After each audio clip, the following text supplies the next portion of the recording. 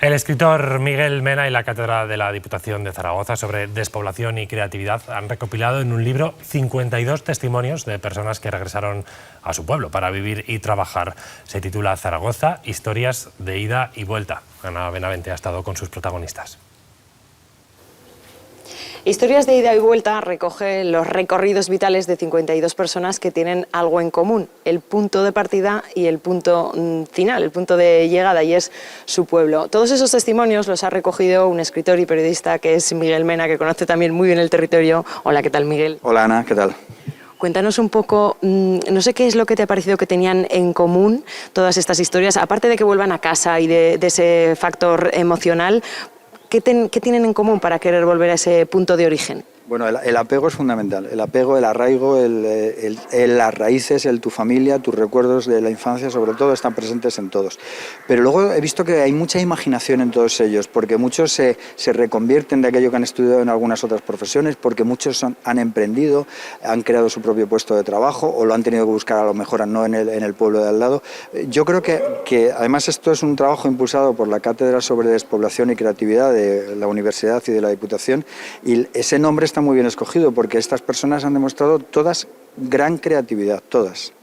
Es diferente cuando se vuelve al pueblo siendo ya del pueblo, porque ahora es cierto que en los medios de comunicación se habla mucho de esa tendencia a irse al medio rural, pero hablamos de gente de la ciudad que se va al pueblo. Este no es ese caso. No es el caso porque muchos de esos urbanitas neorurales, muchos van a un medio que idealizan un poco. Y el perfil de todas estas personas es que ninguno idealiza el medio rural porque saben las dificultades, porque de hecho tuvieron que salir a trabajar o a estudiar de sus pueblos. No lo tienen idealizado, pero sí que lo quieren lo bastante como para intentar que siga adelante, que sobreviva. Muchas gracias. Pues vamos a conocer de primera mano a uno de esos testimonios. Es Luis García. Luis, cuéntanos un poco tu historia, cuál fue el recorrido, de dónde partiste y a dónde has vuelto y cuál ha sido ese camino.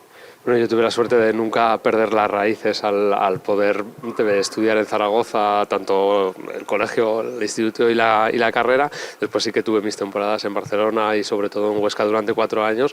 Las raíces nunca las pierdes, pero bueno, te vas distanciando y hay un momento que toca decidir, o volver o ya a lo mejor desprenderte un poco, pero es imposible, es muy difícil. ¿Y cuál fue tu motivación? Porque imagino que también, claro, lo laboral, las relaciones que uno haya hecho fuera también influyen en la balanza a la hora de decidir, pero ¿y a ti qué te decidió?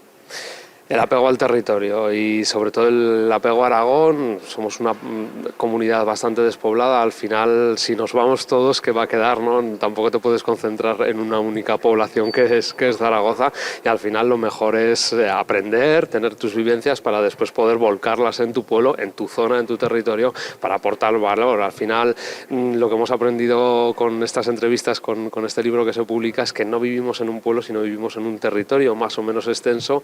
La verdad es que eso nos da la felicidad, la alegría, y yo creo que eso es lo que busca el ser humano, ¿no? Al final.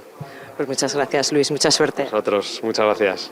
Pues ya lo saben, historias de ida y vuelta, 52 testimonios que demuestran que volver también es triunfar. Salir del pueblo para trabajar o estudiar fuera y regresar al origen es el recorrido que han elegido los protagonistas del último libro de Miguel Mena. Se llama Zaragoza, historias de ida y vuelta. Todas acaban en algún pueblo de la provincia. Mena las ha recopilado y las ha transformado en relatos narrados en primera persona por cada uno de los protagonistas. La iniciativa partió de la Cátedra de Despoblación de la Universidad de Zaragoza.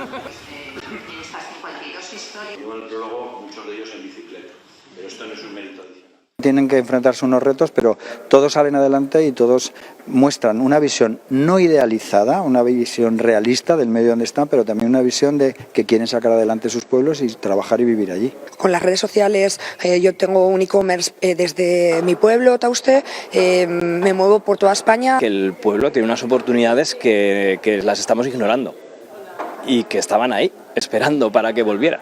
Yo no busco motivos para vivir en un pueblo, busco motivos para vivir en una ciudad. Y veo más respuestas viviendo en un pueblo que en una ciudad.